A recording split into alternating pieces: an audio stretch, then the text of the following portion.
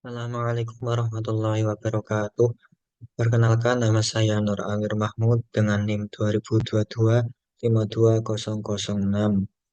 Oke, kali ini saya akan mempresentasikan makalah yang berjudul Bahasa Indonesia menuju Bahasa Internasional. Oke, kita langsung saja lihat daftar isinya. Pada bab 1 pendahuluan terdapat latar belakang, rumusan masalah, dan tujuan. Kemudian bab 2 pembahasan ada pengertian bahasa internasional, perkembangan bahasa Indonesia, dan bahasa Indonesia di forum internasional. Kemudian pada bab 3 penutup berisi kesimpulan. Pada bab 1 kita langsung ke bab 1 saja. Bab 1 ada latar belakang. Latar belakang Indonesia merupakan salah satu negara yang memiliki jumlah penduduk terbanyak di dunia. Lebih dari 250 juta orang menggunakan bahasa Indonesia sebagai bahasa ibu atau kedua. Pengguna bahasa Indonesia diketahui telah dipakai oleh lebih dari 300 juta penutur di dunia. Saat ini sudah banyak perguruan tinggi atau lembaga pendidikan yang terhitung 219 lembaga di 74 negara, baik di dalam negeri maupun di luar negeri, yang menyelenggarakan BIPA atau Bahasa Indonesia bagi penutur asing. Indonesia juga berperan aktif dalam kepemimpinan di berbagai forum dan organisasi internasional. Pada tahun 2022, Indonesia diberikan kepercayaan dan kehormatan memegang presidensi Group of 20 atau G20 yang dilaksanakan pada 1 Desember 2021 sampai 30 November 2022. Di tahun 2023, Indonesia ditunjuk menjadi keketuaan ASEAN dengan tema ASEAN Major Epicentrum of Growth, yang bermakna bahwa Indonesia ingin menjadikan ASEAN tetap penting dan relevan bagi masyarakat ASEAN dan di dunia. Jumlah penutur yang besar dan keaktifan Indonesia dalam berbagai forum organisasi internasional memberikan potensi besar bahwa Indonesia menjadi bahasa internasional. B. Rumusan masalah. Rumusan masalahnya yaitu bagaimanakah perkembangan bahasa Indonesia menjadi bahasa internasional, khususnya peran bahasa Indonesia dalam konferensi-konferensi internasional. C. Tujuan. Tujuan Tujuan yang pertama yaitu untuk mengetahui pengertian bahasa internasional. Yang kedua, untuk mengetahui perkembangan bahasa Indonesia menjadi bahasa internasional. Bab 2 pembahasan. Pengertian bahasa internasional.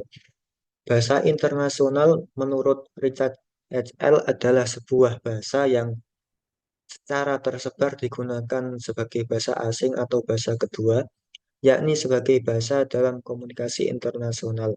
Menurut P, bahasa internasional merupakan istilah umum untuk semua bahasa yang diciptakan atau diusulkan untuk diadopsi dengan tujuan komunikasi internasional sebagai bahasa alami seperti bahasa Inggris dan Perancis, dimodifikasi seperti bahasa Inggris dasar atau dibentuk seperti Esperanto. Bahasa internasional secara sederhananya yaitu bahasa yang digunakan oleh orang-orang dari berbagai negara yang berbeda sebagai bahasa komunikasi dalam situasi formal atau informal.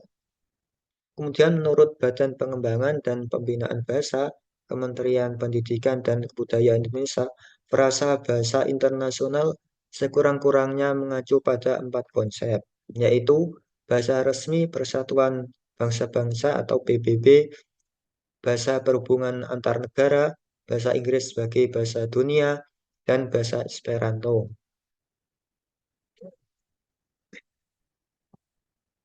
B. Perkembangan bahasa Indonesia. Perkembangan bahasa Indonesia saat ini telah sangat pesat. Namun dari itu, perkembangan tidak terlepas dari aspek penyebaran dan penguatan bahasa Indonesia. 1. Penyebaran bahasa Indonesia. Bahasa Indonesia telah besar di Asia Tenggara dan persebarannya telah mencakup 47 negara di seluruh dunia. Menurut Cliff Goddard, persebaran bahasa di Asia Tenggara, yaitu bahasa Indonesia dan Malaysia, atau yang disebut bahasa Malay, sebanyak 200 juta berbanding dengan bahasa Tagalog 50 juta penutur. Dan sisanya bahasa lain yang sangat jelas secara kuantitatif dapat terlihat bagaimana banyaknya jumlah penutur bahasa yang memiliki akar di bahasa Melayu ini menjadi salah satu kekuatan besar di ASEAN. Kemudian menurut Gloriani, bahwa konservasi dan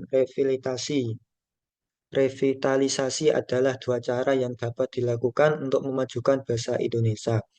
Konservasi sendiri berarti mempertahankan atau menjaga. Adapun konservasi menurut KBBI atau Kamus Besar Bahasa Indonesia adalah proses pemeliharaan dan perlindungan secara teratur untuk mencegah kemusnahan dan kerusakan melalui pengawetan. Jadi konservasi bahasa Indonesia adalah melindungi dan memelihara bahasa Indonesia untuk menjaga kepunahan.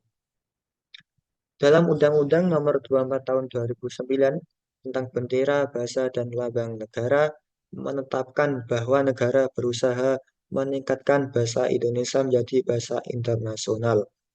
Pada pasal 44 bab 3 yang mengatur tentang bahasa nasional dan pada bab 4 yang membahas tentang pencantuman fungsi bahasa Indonesia sebagai bahasa internasional menyatakan bahwa pemerintah akan meningkatkan fungsi bahasa Indonesia menjadi bahasa internasional secara bertahap, sistematis, dan berkesinambungan. B. Pencantuman bahasa Indonesia sebagai bahasa internasional menurut pasal 1 yang dikoordinasikan oleh Departemen Bahasa. Kemudian C.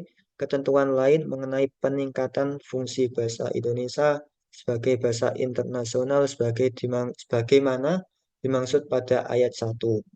Ditetapkan dengan peraturan pemerintah. Peraturan pemerintah tersebut di atas merupakan landasan konstitusional yang sah secara hukum formal dan membuka ruang seluas-luasnya bagi perkembangan bahasa Indonesia sebagai bahasa internasional. Pengembangan bahasa Indonesia telah diupayakan pemerintah melalui program Bahasa Indonesia untuk Penutur Asing atau BIPA yang diselenggarakan oleh 420 lembaga. Program tersebut difasilitasi oleh Badan Pengembangan dan Pembinaan Bahasa Kementerian Pendidikan, Kebudayaan, Riset, dan Teknologi. Bahasa Indonesia untuk Penutur Asing atau BIPA memiliki standar kelulusan sesuai Permendikbud nomor 27 tahun 2017. Dikatakan bahwa program khusus kursus dan pelatihan BIPA memiliki tujuan untuk menghasilkan lulusan yang memiliki keterampilan dalam berbahasa Indonesia yang baik dan benar untuk berbagai tujuan dengan berbagai konteks, baik lisan maupun tulis. Tujuan program juga adalah untuk menguasai 4 aspek keterampilan berbahasa termasuk kemampuan membaca. Kemudian kondisi distribusi BIPA saat ini sebenarnya mencakup seluruh 5 benua. Diawali di Asia Tenggara, acara BIPA diselenggarakan di Thailand, Kamboja, Laos, Filipina, Malaysia, Singapura, Timur, dan Vietnam.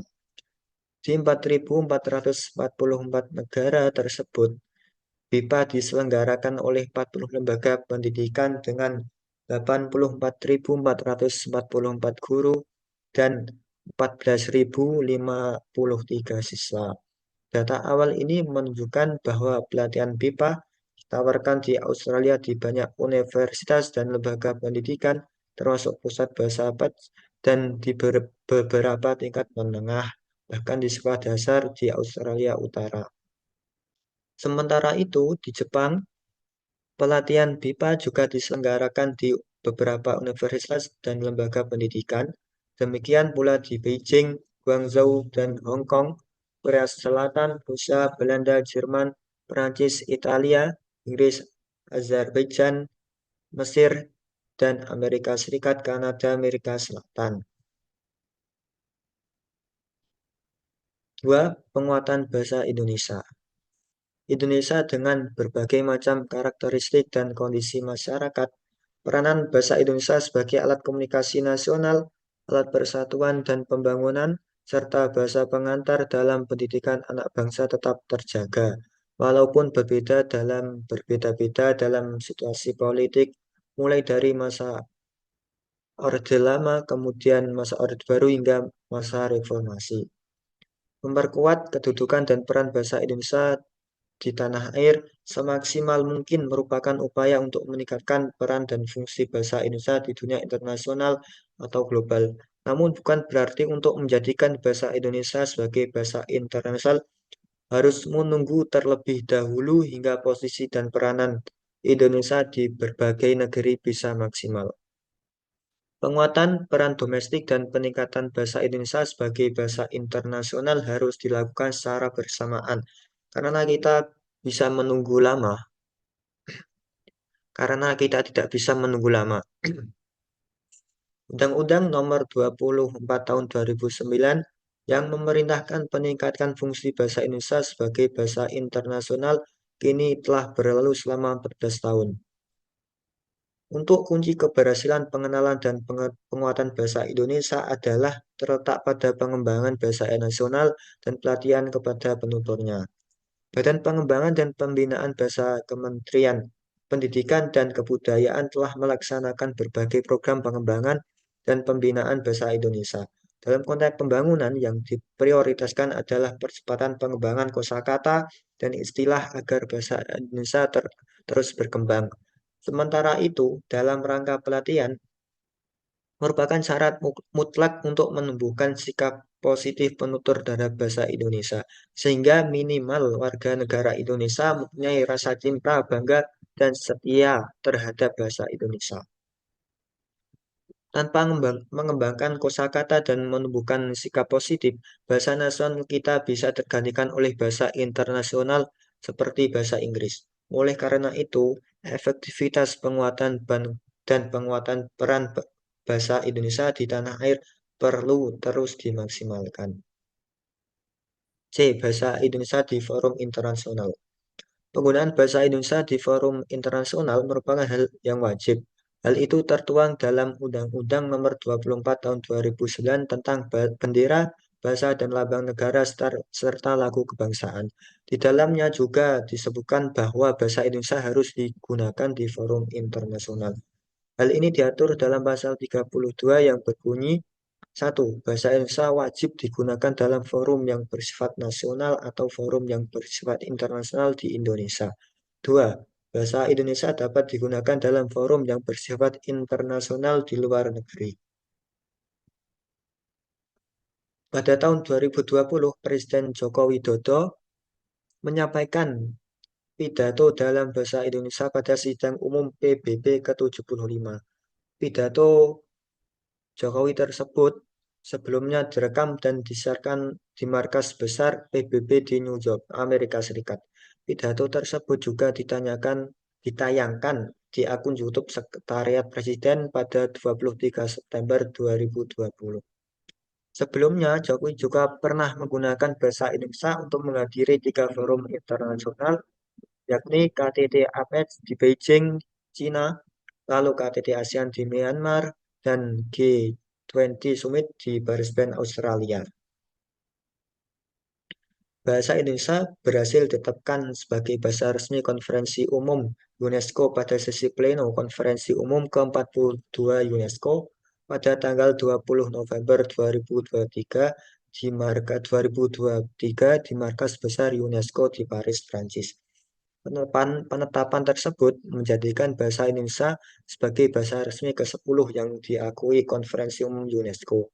9 bahasa lain yang diakui adalah bahasa Inggris, Arab, Mandarin, Prancis, Spanyol, Rusia, Hindi, Italia, dan Portugis.